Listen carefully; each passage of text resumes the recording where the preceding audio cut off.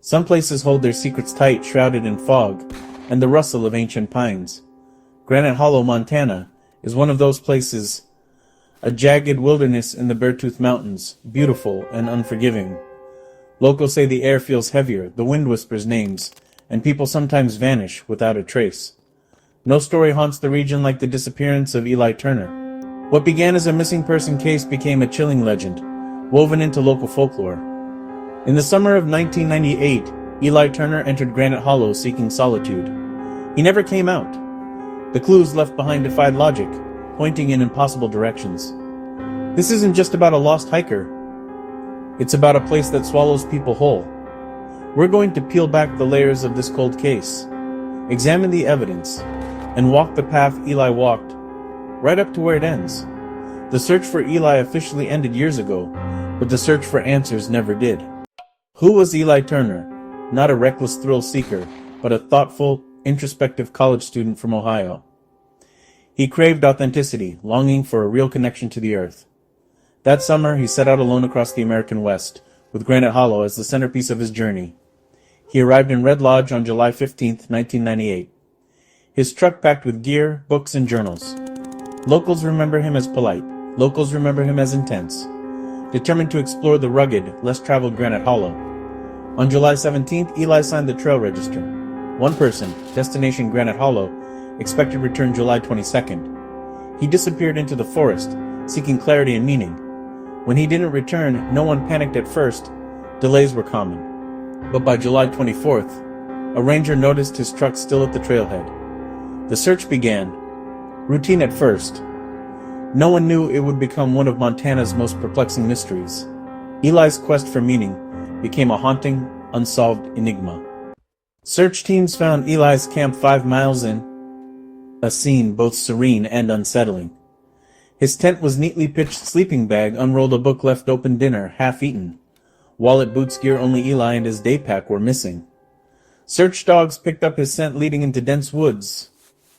Then, abruptly, the trail vanished. The dogs circled, confused. It was as if Eli had vanished into thin air.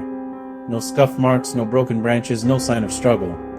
Eli's boot prints led to the spot where the scent ended, no other tracks, human or animal. The ground was soft, yet his trail simply stopped. Search veterans were baffled. They'd never seen anything like it.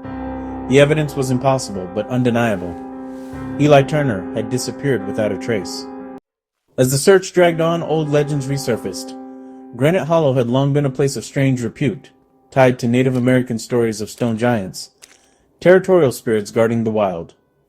Locals shared tales of eerie whistles, flickering lights, and the feeling of being watched. Equipment malfunctioned, compasses spun, and a helicopter nearly crashed in calm weather. Some believed the hollow was resisting the search, protecting its secrets. The mystery became about the place itself, not just Eli.